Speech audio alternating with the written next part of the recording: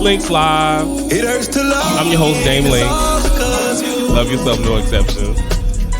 Dope little mix right there. Yo, did you catch that single in there? DJ, a boy DJ. He dropped this song, Masturbation. Last year, DJ was one of my favorite interviews. I can't wait to have him back. We didn't even get to talk about everything that we could have talked about. The show would have been like 4 hours. But make sure y'all run on over there to iTunes.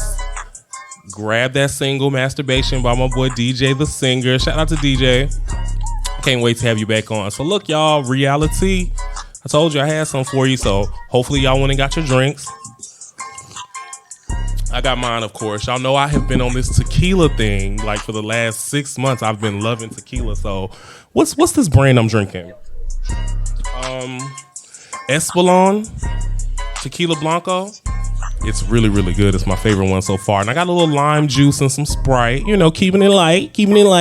Trying to get ready for summer now. So no dark liquor. Unless, you know, it's one of them nights. But look, Reality. Look, the best thing to have with Reality, of course, is Cakeys. Cakeys, my homegirl, Janae. Y'all know I got these dope friends. They got all these dope products. She has the perfect cookie for you. Real soft like a cake, all these different flavors. Run over there to ordercakeys.com. Order, CAAKIES.com, and get 22% off right now. Use code J13. Shout out to the Deltas. She's a Delta. And their day is coming up soon. So make sure you run over there and get some of them cakeys so you can have them. You know, they good. So look, Reality. TV was captivating this week. TV was dope. So the Golden Globes, 80th annual Golden Globes, they were this week. My boy Jared Carmichael hosted. #Boys Like Me. Now he's a comedian. I found out about Mr. Carmichael on his HBO Max comedy, stand-up comedy special, where he used that to discuss his coming out to his parents and things like that. I really wasn't familiar with anything that he'd done before that. But he was hosting. I caught a little bit of his opening monologue, and I wasn't really moved by it. So he does have this very like dry sense of humor. But I wasn't really feeling the presentation. And apparently he pissed some people off with a joke that he made in reference to the hotel that Whitney Houston passed away in. So that was a whole thing. I personally didn't hear the joke, so I didn't have an opinion on it. But you know how we feel about Whitney. Rest in peace. So probably should have left that one alone. Eddie Murphy was honored at the Golden Globes. He got a big honorable award. I forgot the name of it. Damn it. But some form of a Lifetime of Achievement award. Shout out to Eddie Murphy. He looked good. Jennifer Coolidge won for The White Lotus on HBO Max. Angela Bassett won. And everybody looked amazing. Angela Bassett. Ooh. Got a drink to that one. Now, Abbott Elementary, though. Shout out to Quinta Brunson. They were the winners of the night. They won Best Show. Quinta won Best Actress for a comedy series. Tyler James Williams, the little boy from Everybody Hates Chris. Y'all know that sitcom. He plays a supporting role in that. He won. Sheryl Lee Ralph was nominated. So it was just a really great night for Abbott Elementary. Amazing to see what Quinta has done with that show.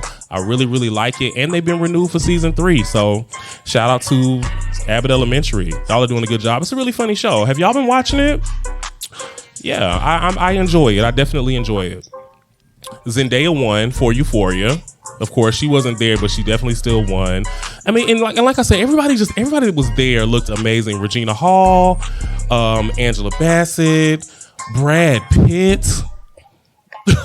Brad Pitt was looking good. Okay, everybody was swooning over Brad Pitt. He looked amazing.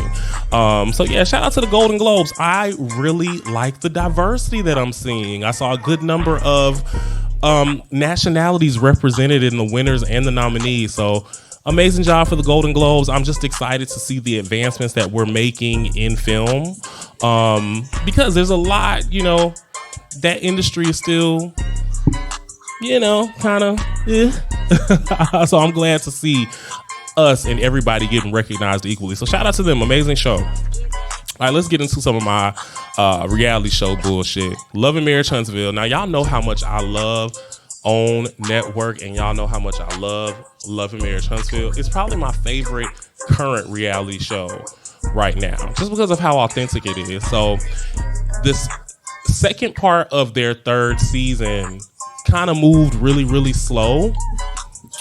But the reunion is here now, and the reunion is giving me everything I need, okay? The reunion is, Carlos King is doing an amazing job hosting this reunion. He's asking the questions that needs to be asked. You can tell he knows his cast members, so he can ask what he needs to ask. He can really, really get into it with them. So I do have a few questions, though. Well, first of all, Melody. What are we going to do with Melody? She's at the reunion pretty much doing what needs to be done. She doesn't have any friends on the show at this point. I mean, she is the star of the show. She is the show. But next season, I've got to see her interact more with the cast, because the scenes don't fully come together unless the full cast is there. You know, Kimmy is doing a good job with igniting the scenes and getting conversations going and holding people accountable. But if it's just something about the original group being together, Melody included, Martell included, there's just a dynamic there. But the scenes don't really activate until Melody step on the scene. Y'all got to catch the whole fight scene with her and Tisha's mama. Speaking of Tisha, Tisha has grown on me.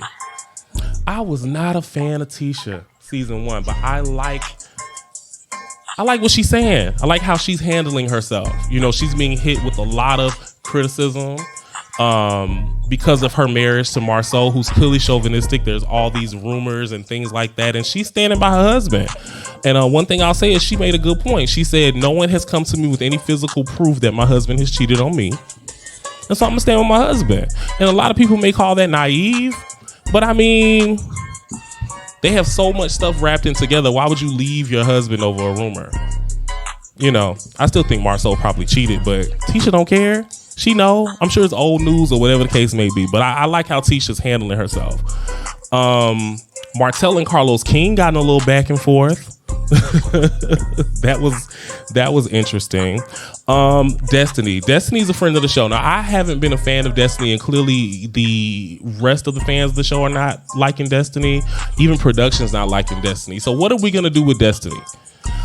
I would like to see her reveal more about what's going on in her life, but if she's not going to be as forthcoming as everybody else, then she needs to take a step away from the show, because I have found more value in the most recent addition to the cast, which is Stormy. Shout out to Stormy. Stormy has added more value to the show in one episode than Destiny or the Whitlows, who I can't stand. And are they going to be at the reunion? Because I don't see them on any of the previews, so hopefully they've bowed out. But Stormy is doing a good job coming into the scenes, adding value to the scenes, and she has a husband that wants to film with her. And she's got a very successful business. So I'm loving Stormy. Shout out to Stormy. So it's a 3-part reunion. 2 parts of the reunion for Love and Marriage have already aired. The 3rd part is going to be airing this week, so we'll be watching that. I want to see how this wraps up, and then I just need to see some new things for the next season. I need to see Melody back with the cast. Melody, if you're not going to be back with the cast, and I need you to just get like Shawnee O'Neal and just move on out the way. You know, I don't want to see you and your mama sitting around talking about everybody else and y'all around here, you know, acting like y'all better than everybody else. I need Melody back with the cast, okay? Let me know what y'all think, though. Real Housewives of Potomac. Now, come on. I ain't gonna lie to you. Real Housewives of Potomac has been keeping me glued to the TV. They've been keeping me glued to the TV. It is a horrible season as far as just the level of pettiness that's going on with these grown-ass women. But it's such a train wreck that I cannot take my eyes off of it. Now, I'm not going to dig too deep in Potomac because I've got some guests coming up next week, and we're going to get into all things Housewives, especially Potomac, because all of us watch Housewives. So I'm excited for that episode. But this week's episode of Potomac, it really kept me entertained. And it was funny because they were off Christmas Day, I think. They took me like a week or 2 weeks off that they didn't come on. And my Sunday nights were kind of boring. So shout out to Potomac. Candace, you are having an epic season. Keep it up. Keep it up. Keep it up. All right, so this week's episode, Real Housewives of Potomac. the girls up and hop on a plane and go to Mexico for Ashley's birthday, right? Then they just start fussing. Mia, who y'all know I can't stand, she gets into it with her alleged best friend Jacqueline over Jacqueline not being able to find a babysitter for her kids because Jacqueline's sister is Mia's kid's babysitter. It was just a whole, like, I don't know. Mia and Jacqueline, to me, are aggravating. It just feels like, to me, like Mia is just setting up random bullshit arguments with people just to kind of keep a spot on the show. And I want to like Mia, but I just can't fuck with her. I can't fuck with her. All right, Karen and Charisse get in this big thing. Charisse, for whatever reason, Karen, for whatever reason, is not fucking with Charisse this season. She has not said 2 words barely to Charisse this season. Anytime Charisse pops up on the scene, Karen is out, but we don't know why. Karen said she's made it crystal clear to Charisse that I don't fuck with you. They get in this back and forth at the dinner table, and then it blows up. Karen gets up out her seat. Ooh, Karen, the grand dame, was going to fuck off. So, of course, they cut that at the end. We'll get to see the rest of that fight next week. But, you know, I'm liking y'all Potomac girls, but we just got to get some structure because y'all just, it's giving me real high school, everything about it. Robin and Juan are deciding to elope, and they're not inviting anyone but their 2 sons, okay? So Robin and Juan, they have been on the show since season 1. Robin is an OG of Potomac. Her and Juan were previously married. They got divorced, but they stayed together and they've been together. So they never actually separated, but they did officially divorce. And now they're about to get remarried. Now, I don't have an issue with them eloping. My thing is, though, they're eloping in Maryland, a few hours from where they live, and they're not even inviting their own parents. I mean, I get wanting to keep, you know, y'all have been through this before. The marriage is really just a formality. Y'all want to do it your way. I totally get it. But you wouldn't want to have your parents and your best friend like there, because when they said they were doing like an elope type marriage or a very small ceremony or a private ceremony with them and their boys, I was thinking they were flying somewhere. So, I mean, whatever. We'll see what happens with that if they even get married. But I think that, I mean, they're gonna get married. I think they just should get married in the off season, so that way the show doesn't have to film it. You know. Anyway, my Atlanta girls, Real Housewives of Atlanta. Okay, so Real Housewives of Atlanta, they've been busy. They have been keeping social media buzzing in the off season. They've been debuting confessional looks. They've been showing up at parties. Sheree's birthday was last week. Candy had a birthday party for Ace or Blaze, one of her smaller children. Portia and Shamia were there. Marlo's been popping out. Kenya's busting out confessional looks. Drew Sidora popped up on my timeline looking great yesterday. So, you know, I'm ready for this new season. I wonder when it's going to debut. Do we have to wait until November? But the girls are definitely keeping social media busy during this off season, and I think that's a good idea. I mean, I think that the Atlanta girls know that everyone's watching. You know, people are wanting to see if they can keep the momentum going. Atlanta has been the, of course, most socially popular franchise in the Housewives universe, and people are really wanting to act like Atlanta has just fell off. But in my opinion, being a hardcore fan since the beginning, Atlanta has managed to keep a consistent whatever going on compared to other cities where there's just been long lulls, like Jersey, New York, Orange County. They've had really low lows. Yeah, Atlanta hasn't been as big or as entertaining as it was back in the day, but come on.